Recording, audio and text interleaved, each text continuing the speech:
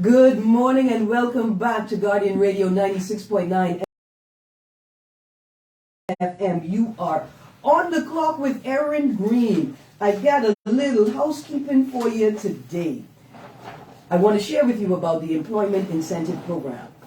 Did you know that VAT-registered businesses who are tax compliant are eligible to participate in the government's Employment Incentive Program and can receive up to $400 per week in tax credit for up to 10 new full-time employees? Visit atlas.revenue.gov.bs to apply. This offer is valid until December 31st, 2021. This message is brought to you by the Department of Inland Revenue. So I see I've got some text here. Ms. Greene, 2 straight, FNM. Another text. Hi, my fondest memory of the Honorable A.D. Hanna was when he said BTC was worth billions of dollars on ZNS. That's the company with the beige service, eh? That's the company with the beige service, yeah. Yeah, I mean, it is, you know. It has the potential. Mm-hmm. Another text, Ms. Greene, I'm ready for this emergency order to end because I'm a business owner and this is hurting businesses. Meanwhile, the hotels can operate and people staying there can roam about all night while we have to close before curfew. I think we all know what to do now after 16 months of going through this. Bahamians are responsible people. Stop bullying us into subjection because it leads to rebellion. Another text, also with all due respect, Rachel as usual, Brave was to blame for the long lines of people to register to vote because he said elections was that month, not the PM. But you know how easy it was for the PM to get up and say, listen, I could say emphatically it's not going to be this month and we're looking at 2022. Mm-hmm. I mean, it's very easy. Also, with all due respect, if everyone do their part by wearing their mask and also quarantining and also not lying about their contact tracing, we will be further ahead with this pandemic. I soon start pulling people file who being socially irresponsible. That's like they have a ankle bracelet monitoring system to monitor people wearing ankle bracelets. But apparently they don't monitor the system real time. Oh. I imagine that's what our contact tracing system looks like. Another text, nope, the people stupid. Get your vaccine, most efficient way to end the crisis. No one have time to hold anyone's hand or just dead and leave the rest of us alone. Well, I'm going to be honest with you, that's a decision that you can make for yourself, but since you share the country with 400,000 other people and you share the planet with billions of people, and we all share the planet with the future humans who's going to live here, then you go get your vaccine, and that's the way to end your crisis. Yeah. And we will all support you in doing that because that's how human rights work. Yeah. And I'm not being glib, I'm just saying, it all sounds so very Hitler-esque. Mm-hmm. What's the term they use? Draconian? Right, draconian. Mm-hmm. That's before Hitler. Like, because we didn't pay attention to what draconian meant, then we got Hitler. Mm-hmm. And since we're not really paying attention to what Hitler meant, we're getting a lot of things we don't want. But let me make this very clear. Here's what I mean. It is one thing to be a staunch supporter of vaccines. Mm-hmm. It's another thing to attempt to shut down every conversation or any conversation that questions the validity of mandatory vaccines and of coercive vaccine programs. It's another thing. And that's what I'm talking about. I'm talking about the refusal to allow a space. You don't even have to create it. You keep shutting down the conversations that people are trying to have about vaccines. Another text, Erin, for Christ's sake, you really talk too much on an hour's show. Why do guests even come on your show 2 or 3 times to never speak their thoughts? Well, this particular rant this morning was about my thoughts and not about their thoughts. And I want to keep them separate from that. Because if you notice, it's a highly charged thing I'm talking about. And that's why I sort of kept the conversation to myself. Because I didn't invite them into that part of the conversation. I'm reading your text because you pay me the money. And as soon as I finish reading your text, we can go to the conversation. Good afternoon. If the government wants greater numbers of people to be vaccinated, they should make themselves accountable both legally and financially if adverse effects were to occur. Right. And they should create a space to explain more education about how vaccines work. And stop telling us that all vaccines are safe when we know that all vaccines have a risk for a small percentage of people that take it. Mm-hmm. See, that's where the hesitancy comes in the disconnect in the language. The politicians are telling us that the vaccine is safe and nobody has ever died from it, and why are you worried about it? But the science tells us that that's not how vaccines work. And that's why people are hesitant. Yeah. Another text. We the F&M have a secret plan to win the next election. The government is going to pay off every mortgage who have a balance of $25,000 and under left to pay, and two minimum wage is going to be $550 a week. I want to say to whoever this PLP person is who's sending me this text, thank you for that joke this morning. Big joke. Thank you for that this morning. And so, to my texter, we will move into the second part of the show. Good morning, Miss Erin Brown. Good morning. Good morning, Bahamas. And good morning, Mr. Darwin Thompson. Good morning. Former executive in the organization Rights Bahamas. Yes, yes. Right. So today we are talking about inclusion for the disabled community. So let's start the show just very quickly by giving us the appropriate language. Which terms are acceptable and which terms are not acceptable anymore by the community? Okay. Well, when we're speaking to terms and labels, it has a lot to do with the individual person, if I must say. A lot of times you hear we veer more towards a person with a disability because it's persons first. And then you would hear disabled community or disability community, which is more specific towards the disability. Both of them are absolutely correct. Absolutely correct. But then you're going to have persons who would prefer to be called or referred to as differently abled, who are referred to be viewed as challenged persons. And so then you must also take into account their individual view and preference. Absolutely. But from a global standpoint, we're veering more towards persons first, as well as leading with disabled community or disability community, because it refers to the identity of the individual and the community. And that's the importance. That's where we're leaning more towards. Yes, we have different cultural preferences, stereotypes, other things that we're dealing with. We must make a stand and we must create a model that we can use in order to increase access, inclusion, and opportunities for our community with disabilities. Absolutely, absolutely. And so the term handicapped. Yes. We don't want to use handicap. And here's why.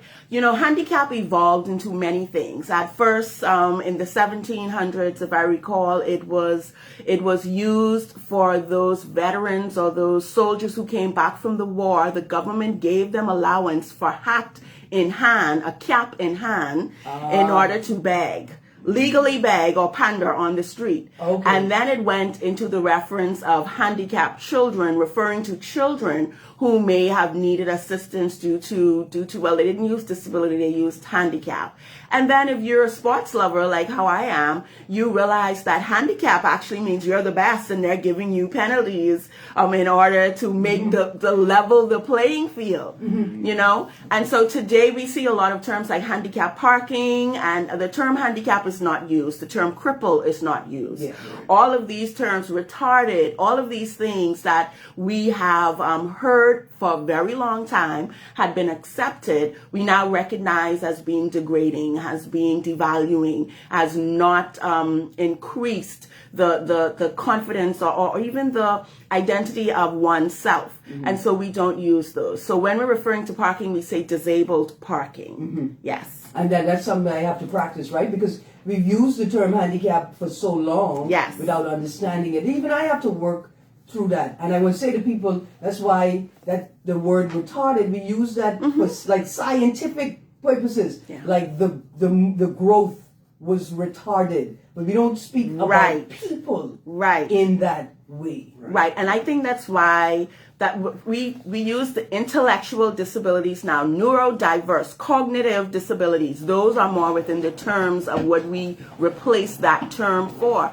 And I'm glad that you said that. I think that's why the challenge is using the word disabled, because a lot of people focus on the prefix, the dis, and the able, and what does that mean literally. But yet we have to also recognize that this is a part of an identity as gender, as race, as sexual orientation, religion. So we cannot leave it out. We need to identify, we need to allow persons to not only be empowered, but what was the saying? Reclaim your identity. Reclaim. We have terms like black magic and black girl magic before we came to that point, because it was nigger and nigga and all of colored people and all of that. But now when we hear black, we think proud, we think confident, we feel that, we embody that. And so that's what we have to do. The same thing with disability, because it is a part of your identity. And the more you run from it, push it aside, change the way it sound and it look, it's actually a detriment to you in standing firm in who you are. And because what is promised to you by your constitution is equal and equitable access, right? Yes. And so not just you get to come to the table, but the tools you need to sit at the table and participate in the discussion at the same level as everybody else at the table are available to you. I am so glad that you said that. The last time we were here, we spoke about inspiration porn when Papa came on and he said, we should be an inspiration to everyone else and so on and so forth. And that's a young lady, and I want to really shout her out, Tamia Knowles, who is a student with a disability, who is in the top 10 for the Bahamas Primary Student of the Year Awards, and she goes to Emma E. Cooper Primary. I want to shout her out to say congratulations for not only being dedicated to your education, but for showing up. Because living with a disability, a lot of times they focus on our disability. Inclusive education speaks to focusing on the barriers that exist. And we must remain focused on the barriers and not the type of disabilities. When they spoke about her, the whole paragraphs that was presented, 2 of them spoke specifically and depthly about her disability. And then it frankly quietly went into, oh yes, she was a part of this group and that group, and students and parents and teachers chipped in. I personally read that and I went, oh my goodness, they missed a whole opportunity to really uplift our students with disability, to reinforce inclusive education and what that means. Because a part of the Equal Opportunities Persons with Disability Act mandates that it is accessible, that it is inclusive, and there are opportunities for all. And so I want to just shout her out and lift you up and say, continue doing and being the best you. Call her name again? Tamia Knowles. More than Tamia Knowles. Also, I want to send a shout out to Kadisha Trico, a young Bahamian in university, I think at the University of Arizona, who works with Equality Bahamas and is also working in mainstreaming inclusion, right? Yes. Abilities inclusion in policy. I want to send a shout out to Kaylisha. Now, Kaylisha is from Mayaguana, and people who know Kaylisha. I want to say to their government, you see that citizen right there? That is a citizen you need to take care of.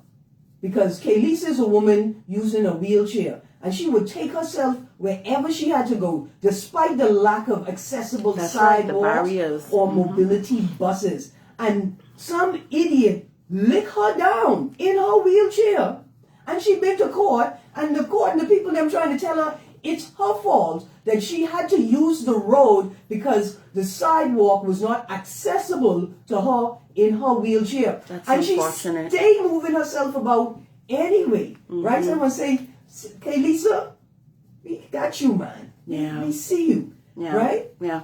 There's so many members of the community who there's refuse so to many. be immobilized by the barriers that we refuse to deal with. Yes, culturally, in society. And there was a statement that I made in December that I really want an excerpt really quickly that spoke specifically to our people with disabilities. Within these beautiful islands of the Bahamas resided people living with disabilities who are professionals, experts in their fields, knowledge, innovative and creative entrepreneurs and business owners, children with disabilities who need to see their reflection amongst the hall of nation builders, youth with disabilities who fight every day for their voices to be heard, counted, and amplified, parents with disabilities and caregivers who show up every moment of every day in their roles as providers and service providers. We are a nation of diverse members with disabilities who are prepared to invest, build, and support sustainability once given the opportunity to do so. Awesome. That's our reality. Right? And so even in the discussion about the pandemic and policies and protocols, what I need to know is where is the disabled community specific policy, right, for vaccinations and for vaccine responses? Yes. Which section of the clinic, of the hospital is disabilities accessible? Right. Right? Right. There are just so many issues. In your isolation and quarantine facilities, what provisions have been made available for differently abled and disabled people living with disabilities? So when I say that we expect more, it's not just one person being outrageous. No, it's the not. state knows that it has an obligation to provide equitable responses, solutions, and provisions for specific member or specific needs communities in this country. And this is why the conversation needs not to just lead to disability conversations only. It's to speak about accessibility and an inclusivity, because when you create these policies, when you create these emergency orders, it should be about increasing access for all to use it. And so when you make reference to just non-disabled persons because you have not spoken to inclusion within your policies, then you are excluding, whether it was by design or intent. We need to have more intentful policies. We need our leaders to be more aware, because disability intersects the fabrics of our lives. And these leaders are going to enter these demographics. Some of them are currently living with disabilities and are not identifying as such, but because they have the means to create and establish and develop support and service providers to help them, then they're not forced to. Whereas marginalized persons don't have those means, and they must rely on the inaccessible infrastructures and the policies to thrive. And that's not going to work. And if you're sitting in your chair right now thinking, well, I'm not disabled, so I'm not really concerned about accessibility in shelters. But mark you, every single person can be a disabled person. Especially in disaster and emergency. Right. And so when we're talking about inclusive disaster, emergency preparedness, recovery, and relief, we want to ensure that the functional needs of people with disabilities, or people in general, all of us, are adequately addressed prior to an emergency, enabling emergency responders to make informed decisions regarding the best use of available resources. And why we say prior to, that also includes the mode of communications. How do you speak about the disaster, and what are the available resources made for the public that all can use? When we talk about emergency responders, are they trained? Are they given the necessary support and equipment in order to do so? You are 4 times likely to either acquire a disability or die within a disaster, especially one of a hurricane and a flooding. And then we also know that we don't recognize who within our community live with a disability. We don't recognize those families that have marginalized or vulnerable group members to give them support. We have this saying that, okay, so know your risks. So I want you to pack everything and the kitchen sink. Where am I taking all of these items that you're now asking me to keep? What am I going to do when the water comes in and rush it away and my wheelchair rushes away with it? And yet I've survived this, but yet what do I do next? I have nowhere to go. Wherever you place me, it's still inaccessible. There's no one trained to interact, to engage. These are the things that are necessary in order for all persons to survive in disaster and emergency. And it's not a separate and apart conversation. We need to stop that. We need to ensure that all shelters are accessible. And I'm not just talking about a ramp. We need to ensure that all support staff and service providers are trained and are given the necessary support. Right. And that the bathrooms, right, that there is a wheelchair accessible bathroom. And there's right? many different elements that you look at when you think about a bathroom. It's not just the doorways. It's also the placement of where the sink is, the mirror, the hand sanitizers, the hand wash, the toilet, where the bars are, the shower. Is it a roll-in shower? Does it allow persons who have some mobility to get in, sit properly? Is there a separate chair? Are there persons on staff to assist with that? Because we also know during a pandemic, physical distance protocols are important because persons are going to need support staff members to assist them in order to maintain hygiene, in order to maintain any maintenance of what is needed to be safe during these times. Look here, absolutely. Like the question I want to ask, post-Dorian, with the inception, the idea, right, that we're going to put up temporary dome homes for people who are unable to resettle temporarily, want to remain in Abaco, right? Was there any consideration for accessibility in those dome structures? And this is why we're pushing, our community is pushing to change the conversation. We need not to be so reactive. From the inset, when Hurricane Dorian came, was a prime example of how we cannot repeat.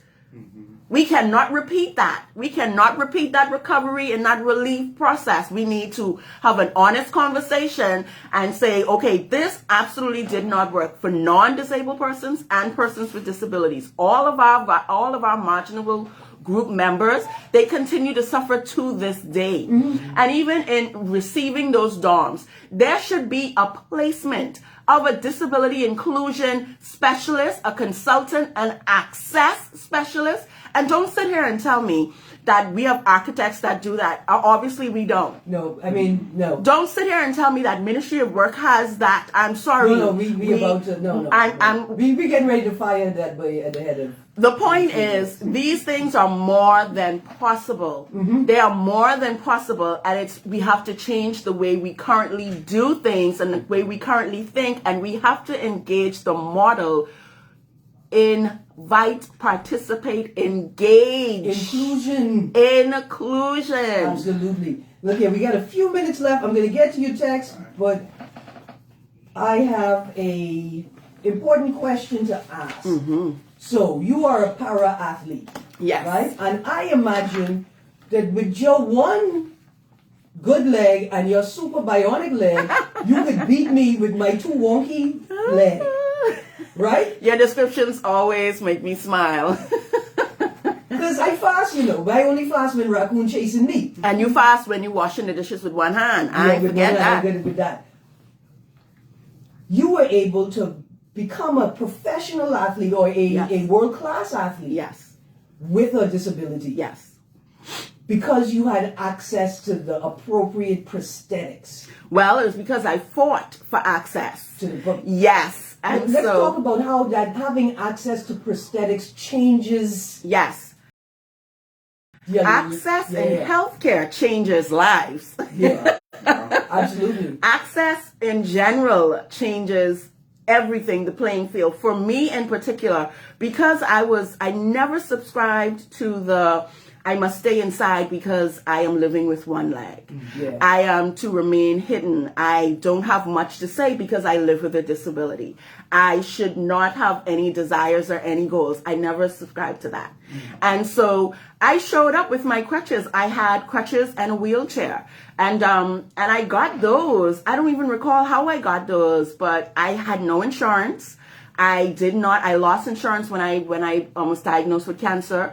And so these are realities of persons. Hold on, you lost your insurance. I had insurance when I was non-disabled. And when I was diagnosed with stage 4 osteosarcoma, my insurance said, I'm sorry. Yeah. This isn't happening anymore. Hold on, that's what the insurance company told you? Yes, we no longer had it. You mean the insurance?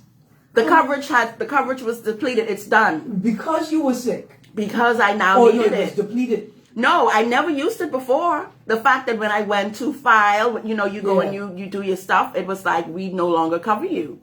But that's the reality. Yeah. But getting back to the prosthetics, the prosthetics is, as an adaptive athlete, specifically prosthetics is important because it allows us to not only to train, not only to develop, but in order to do it in an adaptive way. So a specialized, customized way. So my specific need is an above the knee prosthetic. So I need a knee, I need a foot, and I need an ankle. For those who are below the knee would need just an ankle and a foot.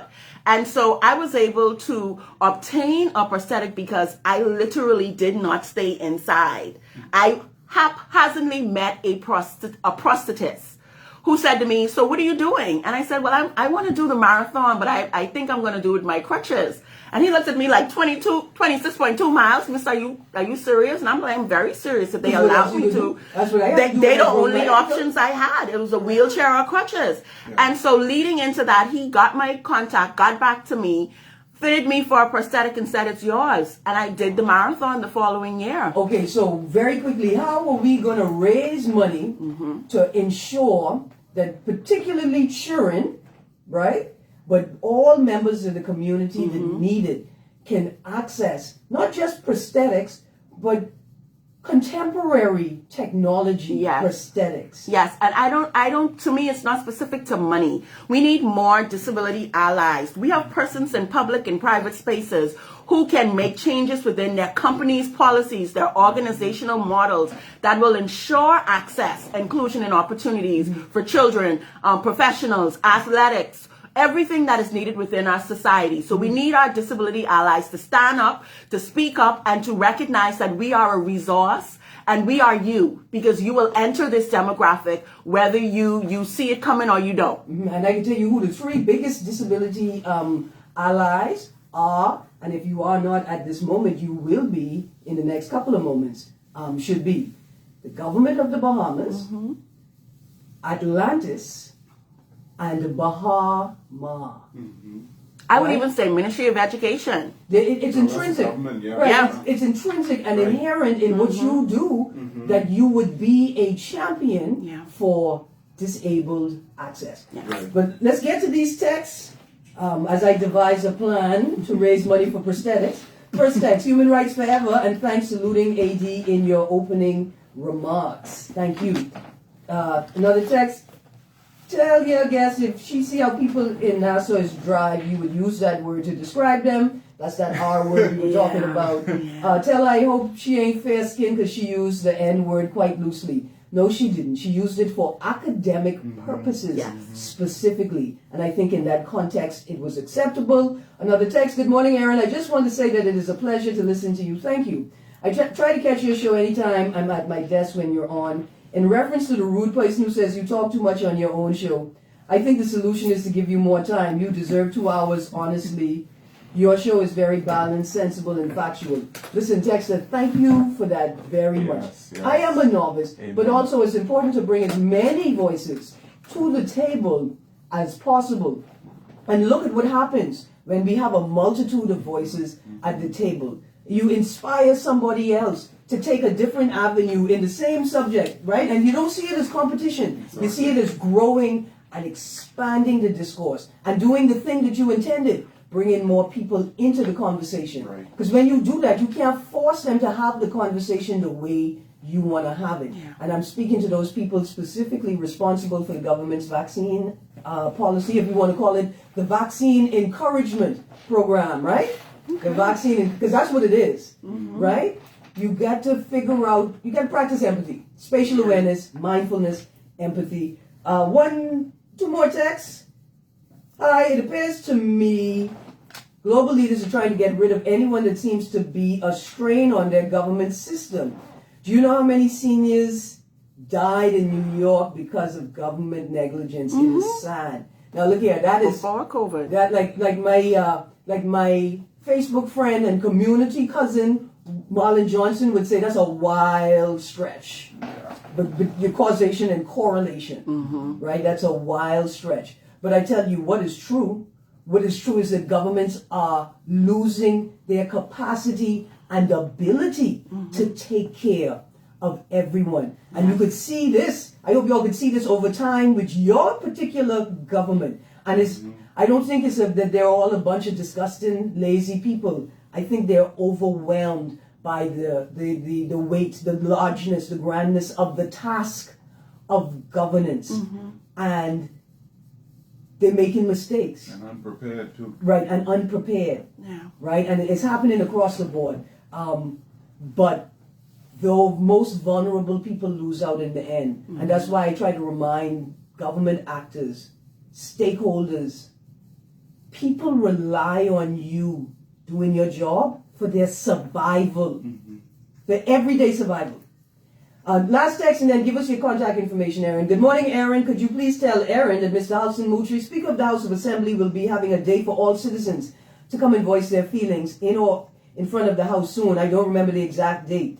Listen to today's news or radio. So Yes.